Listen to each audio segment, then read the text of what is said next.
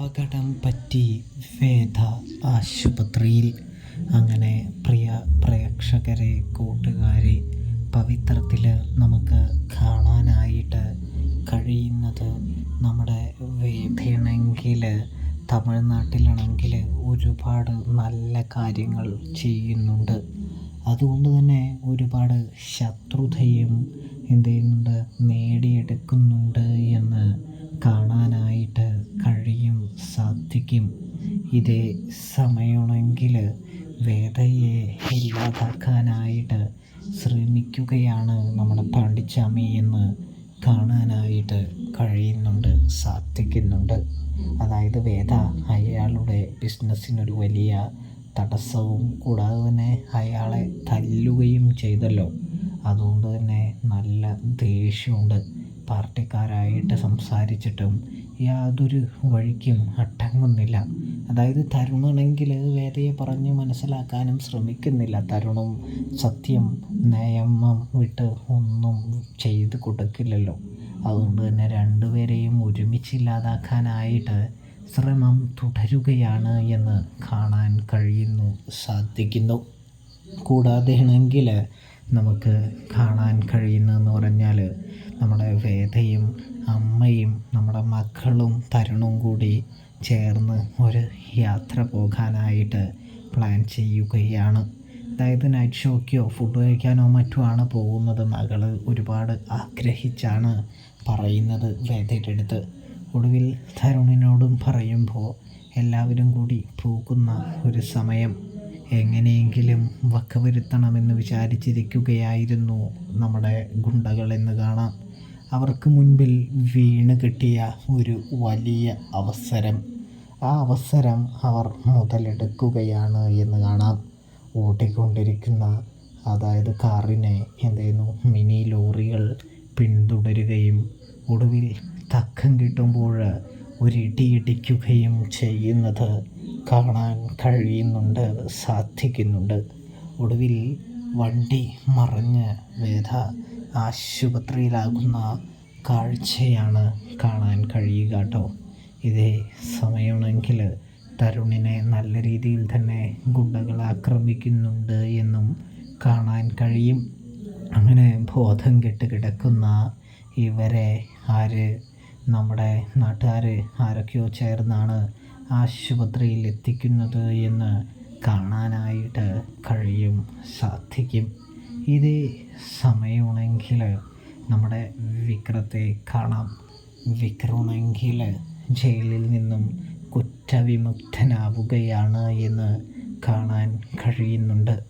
വേദയുടെ അച്ഛനാണെങ്കിൽ വിക്രത്തെ കേസിൽ നിന്നും തെളിവുകൾ നൽകി തന്നെ സത്യസന്ധമായി തന്നെ രക്ഷിച്ചെടുക്കുകയാണ്.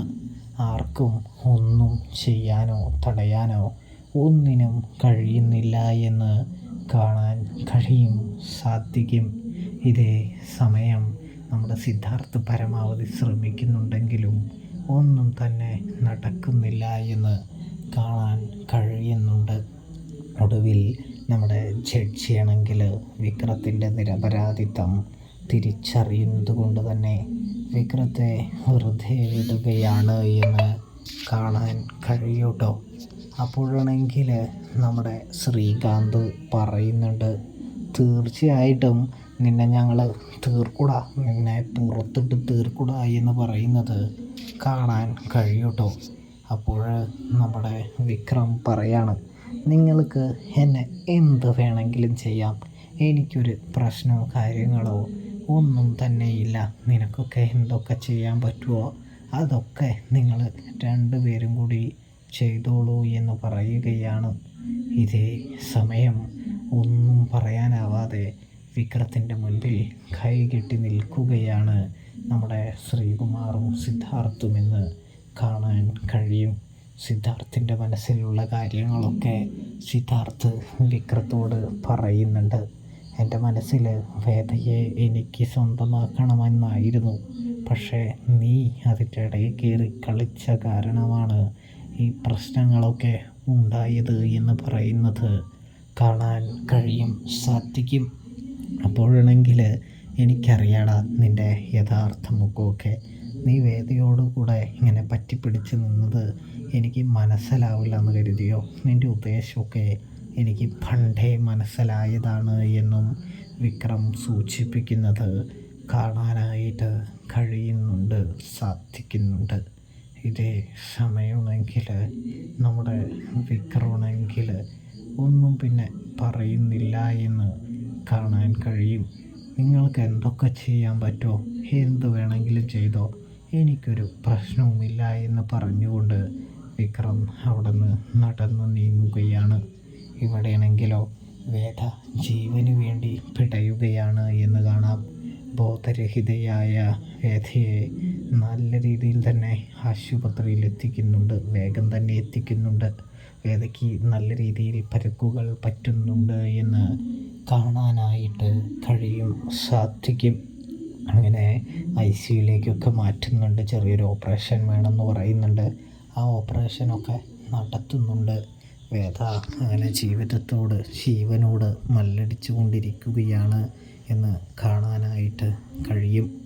ഇതേ സമയമാണെങ്കിൽ നമ്മുടെ തരുണിനാണെങ്കിൽ വേദയ്ക്ക് എങ്ങനെ അപകടം പറ്റി, അതായത് അവർക്ക് അധികമൊന്നും പറ്റുന്നില്ലെങ്കിലും വേദയ്ക്ക് നല്ല രീതിയിൽ ഡാമേജ് സംഭവിക്കുന്നുണ്ട്, പരിക്കേൽക്കുന്നുണ്ട് എന്ന് കാണാം. അതുകൊണ്ട് തന്നെ നല്ല രീതിയിൽ അവർക്ക് വിഷമവും കാര്യങ്ങളും ഉണ്ടെന്നും കാണാനായിട്ട് കഴിയും, സാധിക്കും.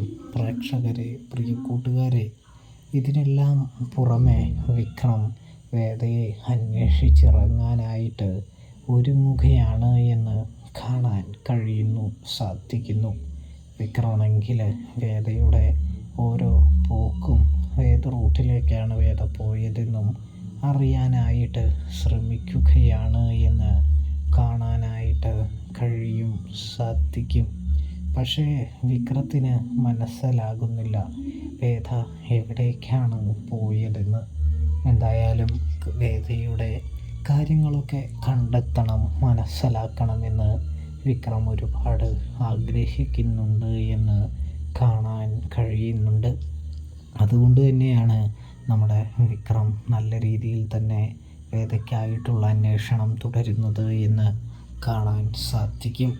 ഇവിടെ വേദ റിക്കവർ ആകുവാൻ വളരെയധികം സമയമെടുക്കുന്നതാണ് കാണാൻ സാധിക്കുക കേട്ടോ. അതായത് പരിക്ക് ഇച്ചിരി ഗുരുതരമായത് കൊണ്ട് തന്നെ വേദ നല്ല രീതിയിൽ തന്നെ പോരാടുന്നുണ്ട് എന്ന് കാണാൻ കഴിയും. മോൾക്കാണെങ്കിൽ നല്ല രീതിയിലാണെങ്കിൽ സങ്കടമാകുന്നൊരു കാഴ്ച കാണാൻ സാധിക്കും. മോളാണെങ്കിൽ അമ്മയെന്ന് പറഞ്ഞ് പൊട്ടിക്കരയുകയാണ്.